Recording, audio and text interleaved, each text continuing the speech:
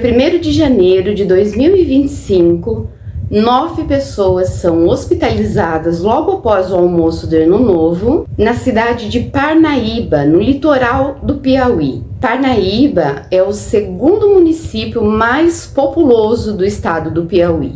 Dessas 9 pessoas, 4 infelizmente não sobreviveram, sendo eles Manuel, de 18 anos, Francisca, de 32 anos, ambos filhos de Dona Maria dos Aflitos, e 2 filhos de Francisca, a Lauane, de 3 anos, e o Davi, com 1 ano e 8 meses. Como eu já havia dito para vocês a respeito do Rio Grande do Sul, em casos suspeitos como esse, o hospital é obrigado a informar imediatamente a polícia, que no dia seguinte já começa a fazer as investigações. Assim como no caso do bolo do Rio Grande do Sul, eu gostaria muito de parabenizar a equipe policial, porque assim como eu faço questão de frisar quando fazem besteira, eu faço mais questão ainda de falar quando eles fazem um trabalho bem feito, com afinco, com vontade, que foi o caso. Os peritos rapidamente descobrem que o alimento que estava contaminado era o baião de 2, uma comida típica lá da região, que havia sobrado da ceia do dia 31 e sido requentado para o almoço do dia 1º. Durante as investigações, que foram acompanhadas por equipes de televisão, a gente pode ver a Dona Maria dos Aflitos junto com seu marido Francisco de Assis. Os filhos da Maria não eram do Francisco, eram de um casamento anterior. Então eles estão sentados numa mesinha no quintal, cabisbaixos, bastante tristes, enquanto os policiais vão percorrendo todo o entorno da casa e encontram um baú azul.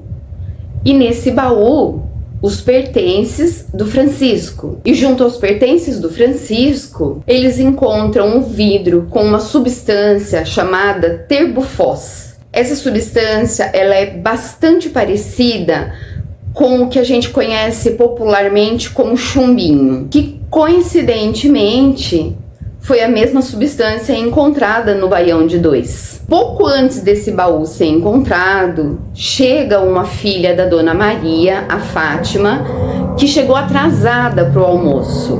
Ela conta que acabou não comendo porque quando ela chegou, ela já viu o irmão Manuel passando mal, logo ela viu a irmã Francisca, daqui a pouco ela já viu os sobrinhos passando muito mal e mais algumas pessoas da família. Então, eles já vão correndo para o hospital, ninguém nem se lembra mais de comer. Assim que o terbufós é encontrado nos pertences do Francisco, ele é imediatamente algemado e levado preso. A Dona Maria fica desolada, chorando, abraçada na filha que tinha acabado de chegar, parecendo não acreditar no que está acontecendo. Além de perder vários entes queridos, descobri que o seu companheiro tinha feito aquilo. Já no início de tudo, é bem claro, bem fácil da gente notar a ligação entre a Dona Maria dos Aflitos e o Francisco de Assis.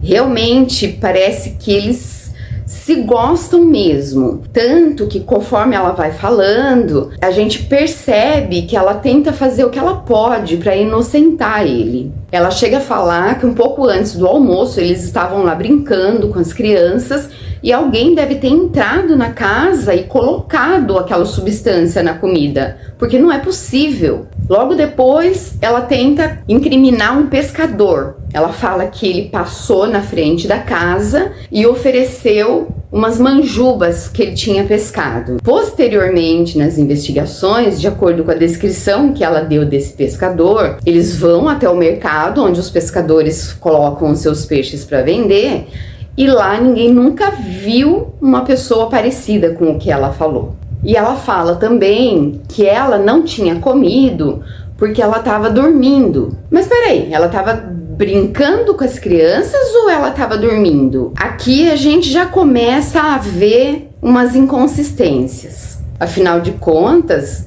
tinham mais de 10 pessoas na casa. Durante as entrevistas que ela dá para os telejornais, a gente sempre vê ela pedindo para as autoridades uma casa, porque ela é muito pobre e que ela precisa muito, e quem puder ajudar, que ajude. Para mim, pareceu até que ela acompanhou o caso Ana Sofia, quis que as pessoas se comovessem e fizessem por ela o mesmo que foi feito pela Socorro. Bom, nesse almoço, acabam-se tendo 5 vítimas fatais. 3 semanas depois, a neta Maria Gabriela, 4 anos, que tinha passado 3 semanas em coma, também não resiste. Por causa desse ocorrido, a polícia um caso de 5 meses antes, que ainda estava sendo investigado, inclusive com uma suspeita presa. Em agosto do ano passado, 2024, a Maria tinha perdido 2 netos. 2 filhos da Francisca também. Eram eles o João Miguel, de 8 anos, e o Ulisses Gabriel, de 7. Acreditava-se que o envenenamento tinha sido dado por causa de alguns cajus que eles ganharam de uma vizinha. Eles chegaram em casa com uma sacola cheia de caju e disseram que tinham ganho aquelas frutas da dona Lucélia. Como tudo realmente indicava ela, daqui a pouco eu conto todos os detalhes do porquê e por que às vezes a gente acha que o destino realmente faz o trabalho dele, é só a gente dar tempo ao tempo. Demora-se bastante tempo para sair o resultado das frutas. E quando sai, descobre-se que elas não estavam contaminadas. Não foi através dos cajus que os meninos ingeriram o Terbufós, encontrado nos seus organismos quando foi feita a autópsia. Depois da prisão do Francisco, ele não faz mais muita questão de disfarçar. E se as pessoas presentes tivessem prestado um pouquinho mais atenção, teriam notado, porque era muito explícito, que ele estava fingindo sofrimento. Ele próprio confessa que o João Miguel e o Ulisses Gabriel foram envenenados por ele através de um suco de uva, desses de pozinho que a gente prepara colocando água. Gente, esse caso é uma loucura. Ele dá nó na cabeça e ele meio que se misturou na época com aquele caso do bolo do Rio Grande do Sul, que eu quis esperar a poeira baixar para poder fazer o que vocês sabem que eu prefiro fazer, que é pegar tudo e contar de uma vez para vocês. Nesses pertences do Francisco também foram encontrados muitos, mas muitos materiais nazis. E como vocês estão cansados de saber, eu gosto de dar minha opinião. E eu fiquei quebrando a cabeça, pensando o que pensar disso tudo. E o que eu posso falar sobre isso? Eu tenho um grande interesse pelo segundo grande conflito mundial, vocês sabem disso, que foi o maior e mais cruel genocídio já visto pela história da humanidade. Porém, esse meu interesse, eu diria que não é nem tanto histórico, embora eu também goste de história, mas sim tem mais a ver com o meu fascínio pela mente humana. Tentar, quem sabe, um dia chegar perto de entender o que se passa na massa cefálica dessas criaturas que chegam a tais barbáries e atrocidades. E como pode, ainda hoje, existirem pessoas que têm qualquer tipo de admiração por um homem, o Bigodinho, que é, sem sombra de dúvidas, o homem mais odiado do mundo, por causa de todos os horrores que ele cometeu. Não só ele, mas os seus apoiadores, os seus incitadores, como o médico Mengele, ao qual eu me recuso a tratar por doutor. Eles cometeram maldades que doem até hoje na gente e que a gente que tem uma memória, apesar de não ter estado lá, mas de ter conhecido muito vividamente a história, vários sobreviventes, vai carregar essa dor até os fins dos nossos dias. Em qualquer pessoa que tenha a mínima noção do que o mundo viveu entre 1939 e 1946 e em alguns anos que se seguiram também. Quanto a esse tipo de material, quando é encontrado na residência de suspeitos, de pessoas envolvidas com esses tipos de atos, vamos relembrar de novo o caso da Ana Sofia, quando aqueles livros a respeito de SKs, vários tipos de criminosos, foram encontrados na casa do Thiago. Nesses casos, quando esses materiais são encontrados na casa de pessoas que cometem esses atos, eu não acredito mais que seja coincidência, curiosidade pela história ou por personalidades. Agora eu estou acreditando que tem muito mais a ver com a admiração mesmo que algumas pessoas têm por essas criaturas, por esses seres repugnantes. E vocês devem se lembrar, vocês que me acompanharam durante todo o caso da Ana Sofia, que eu cheguei a defender a filha adolescente do Thiago. Eu falei que aquilo era exagero, que ela tinha aqueles livros porque ela queria ser juíza, então tinha lógica, né? Tinha onde encaixar. Porém, hoje, a minha mentalidade é totalmente outra. Vocês sabem, eu sempre falo para vocês que eu tô aqui para evoluir, que todos nós estamos aqui para evoluir e eu não tenho cérebro engessado. E eu acho que a gente se retratar, mudar de ideia em relação a algo que a gente pensava alguns dias atrás, não é vergonha nenhuma, muito pelo contrário. Isso é uma comprovação de que a gente está evoluindo, de que a gente está aprendendo, vendo outras pessoas fazerem merda. Portanto, hoje o meu pensamento é: sim, foram encontrados materiais ligados a pessoas criminosas do passado que foram midiáticas na casa de suspeitos, é um alerta, é evidência sim. Até então, todos os indícios das 7 vítimas, tanto do almoço do dia 1º, quanto lá de agosto, o principal e único suspeito era o Francisco. Até que no dia 24 de janeiro de 2025, uma amiga da Maria dos Aflitos, a Jocelene, também vem a falecer na sua casa. E ela alega que a amiga tinha problemas cardíacos e tinha sofrido um infarto. Eu honestamente não sei de onde essa mulher tirou a ideia de que depois de tudo que aconteceu no seio da família dela, que se falecesse mais alguém naquela casa, não seria examinado. E bingo!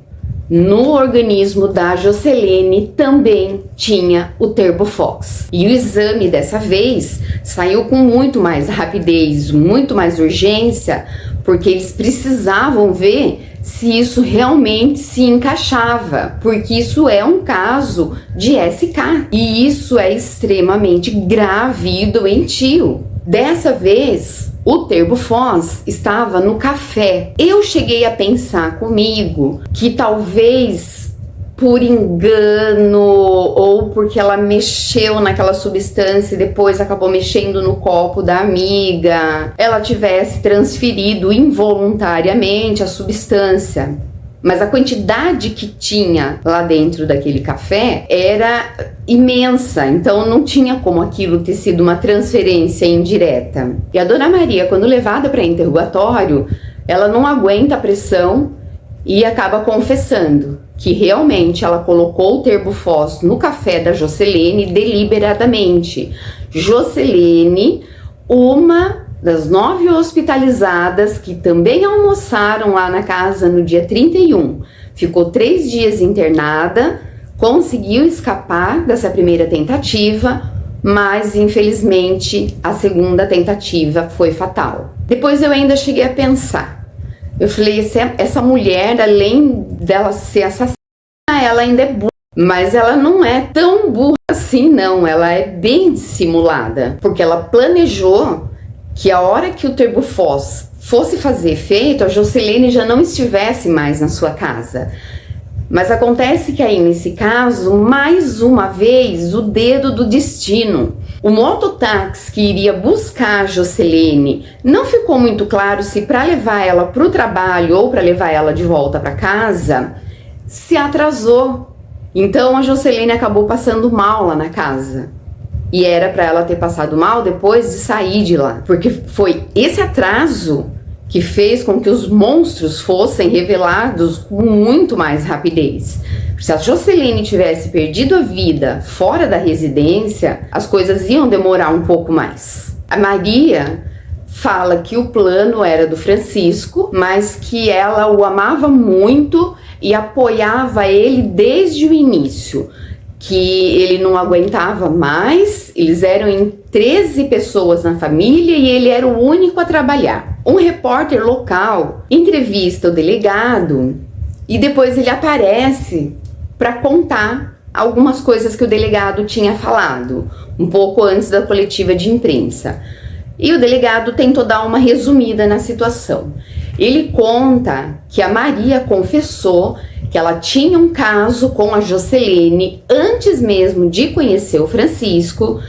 As famílias parece que sabiam, mas assim, né, disfarçavam, porque elas procuravam ser discretas. O Francisco sabia também. Ainda não se sabe se o Francisco também, né, se era um triângulo ou se ele sabia do caso extraconjugal, mas por ser com uma mulher não se importou. Vai saber o que se passa na cabeça numa hora dessas. A questão é que a Jocelene era bastante íntima da família, ela não concordava com as coisas que o Francisco estava fazendo, tanto que todas as manhãs antes de ir trabalhar, ela passava na padaria, pegava um monte de pão, levava lá para casa da Maria, que ficava cuidando do filho dela para que ela fosse trabalhar, ajudava financeiramente também. E nesse depoimento, a Maria teria dito que ela fez o que fez com a Jocelene para tentar inocentar o marido. Eu não consigo entender muito bem o que passou pela cabeça dela, que o falecimento da amiga barra amante poderia inocentar o marido. Teríamos que perguntar diretamente para ela, para ver se ela consegue explicar, porque lógica não há nenhuma nisso. Como vocês já sabem, eu gosto sempre de fazer uma reflexão em relação a essas coisas que acontecem, pra gente entrar um pouquinho, né, na área da sociologia, da psicologia, para ajudar a conscientizar um pouco algumas pessoas que ainda têm uma certa preguicinha de pensar, porque só trazer esses casos aqui como uma informação vazia, pra mim, que sempre fui uma pessoa que almejei, embora eu não tenha tido condições, mas todos os meus planos era de cursar alguma universidade para fazer a diferença no mundo, nem que fosse pequena, mas para fazer a diferença e tentar contribuir com um mundo melhor. Nada, absolutamente nada justifica o que esses dois fizeram. E vocês sabem que eu sou bastante tolerante em relação a julgar. Eu acho que isso não cabe a nós. Mas existem alguns casos e algumas situações que as pessoas fazem questão de ultrapassar completamente todos os limites da moralidade. Todas as pessoas que foram interrogadas falavam que o Francisco sempre foi muito inteligente. Eu não diria inteligente, eu diria ardiloso, articulado. Não inteligente, mas eu entendi o que essas pessoas quiseram dizer, baseadas, comparando em que ele era inteligente.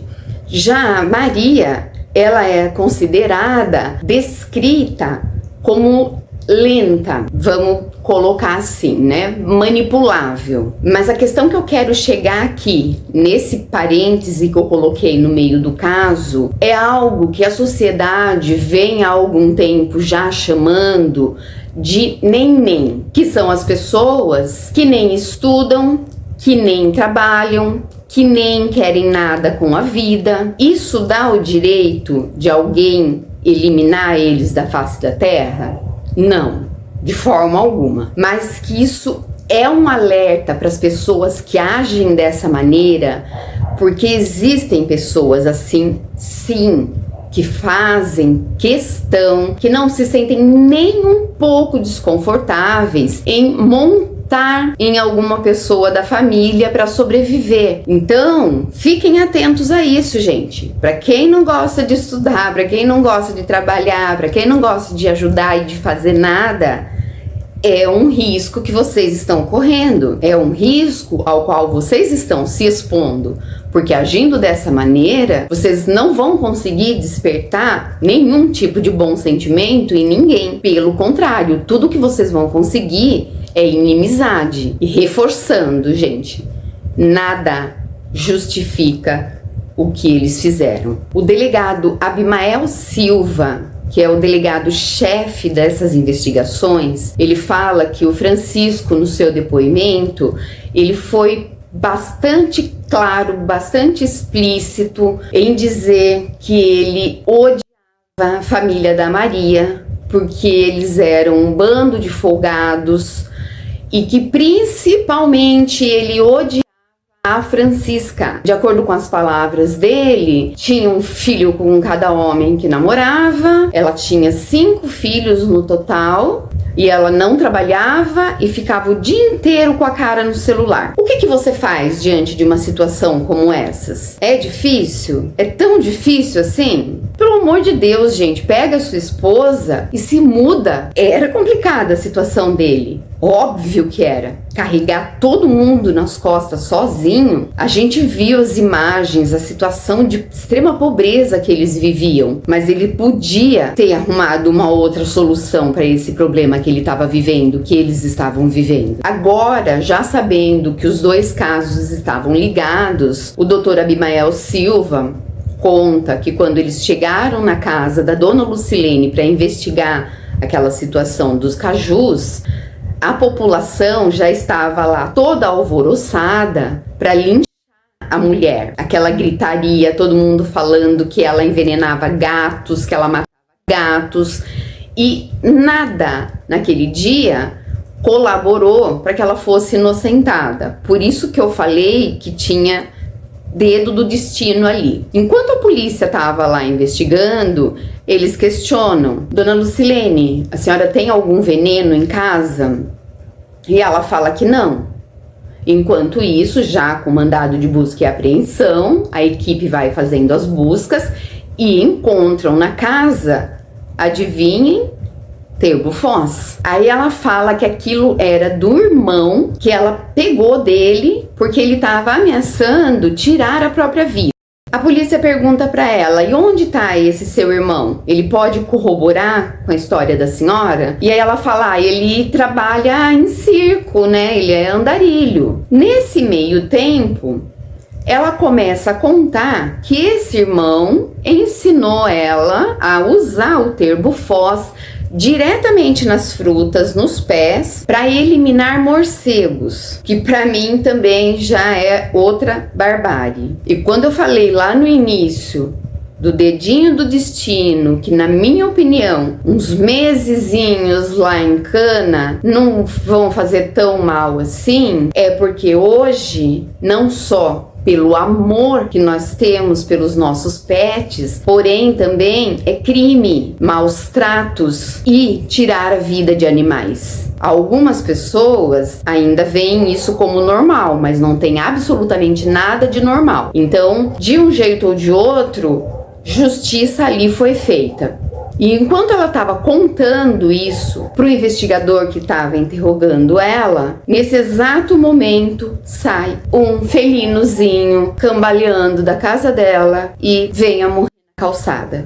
Então vocês imaginam a dificuldade que foi da polícia conter a população. Então assim, não era culpada no caso do João e do Ulisses, porém teve, porque não era nenhuma santa. Nesse momento, tá acontecendo a exumação de 2 pessoas que vieram a perder suas vidas, que vieram a falecer bem antes de acontecerem esses casos, que foram dadas como óbitos por causas naturais, que podem não ter sido naturais, que são o ex-marido da Dona Maria dos Aflitos e a ex-esposa do Francisco de Assis. E mais pedidos de exumação também já estão sendo expedidos, porque outras pessoas da família perderam as vidas e não havia sido investigado, porque até então não se tinha nenhuma suspeita sobre ninguém. Então, obviamente que diante de toda essa frieza, a polícia não descarta que o número de vítimas seja maior do que 8. A probabilidade de esse caso ser muito maior é bastante grande. Porém, eu não sei se vai haver necessidade de eu vir aqui com o segundo vídeo. Talvez, se eu ficar sabendo e conseguir assistir ao julgamento deles, porque é um julgamento que a gente que gosta de justiça faz questão de presenciar. Mas ainda falta saber o resultado dessas 2 exumações que estão sendo feitas, saber quais foram as outras que foram pedidas, mas com o que a gente já tem até aqui, dá para ter uma boa noção do tamanho da monstruosidade. É inacreditável, né? É por isso que eu falo sempre para vocês, desde o início, do meu fascínio pela mente humana. Não tenho fascínio nenhum por esse tipo de gente, mas gostaria de poder compreender o que se passa nesse mundinho maluco dentro da caixa craniana, para quem sabe prevenir essas coisas. Eu acho que se a gente conscientizar. Por isso, deixa eu até aproveitar e pedir aqui, galera, compartilha com mais pessoas que vocês conheçam, com pessoas que têm interesse, com pessoas que não têm interesse, porque essas pessoas que dizem não ter interesse são, na realidade, as que mais precisam ouvir essas coisas, para aprender a se precaver, porque se a gente não se precaver, só punir depois é um paliativo, é um pequeno alívio. O importante mesmo é ir diminuindo isso até um ponto em que consiga-se notar que a pessoa tem essas vertentes, né, da psicopatia. E já de criança, que elas sejam observadas para não chegar no nível desses. Vocês imaginam um rapaz de 18 anos, uma moça de 32 anos, os 5 filhos dela, as idades. Então, assim, é algo que vai ficar para sempre. E é algo que deveria fazer a sociedade parar para pensar. Bom, gente, por hoje é isso. Se eu esqueci de citar alguma coisa, coloca para mim aqui nos comentários e conta para mim também o que é que vocês pensam de tudo isso, porque nossa, são tantos pontos aqui para pensar, são tantos pontos aqui pra gente parar e analisar. Às vezes a pessoa não se dá conta de que o trabalho que ela tá dando para uma outra pode reverberar nela mesma. Precisamos abrir os olhos. E conforme a gente for abrindo os olhos, a gente precisa tentar ajudar as pessoas que ainda têm ingenuidade em relação a isso, a abrirem os olhos e ficarem atentas também. Então conta pra mim aqui qual é a opinião de vocês a respeito de tudo isso. Eu amo bater esse papo com vocês, tá? Se vocês curtiram o meu trabalho, né, dão valor para essas pesquisas, para os meus comentários, se acham que eu falei alguma bobagem, põe aqui também, porque a minha intenção aqui é essa: interagir com vocês, bater um papo, abrir a mente. Se você ainda não é inscrito, se inscreve no canal. Se já é inscrito, dá um conferezinho lá para ver se continua, que esse negócio de inteligência artificial aí, a gente sabe que de vez em quando elas dão umas tropeçadas, e honestamente eu espero que continue assim, né, porque senão eles vão se sobressaírem a gente e isso não é nada bacana. Bom, tentando deixar um pouquinho mais leve o final desse vídeo e agradecendo a vocês mais uma vez por esse enorme carinho de estarem aqui comigo de novo. Agradecer muito a vocês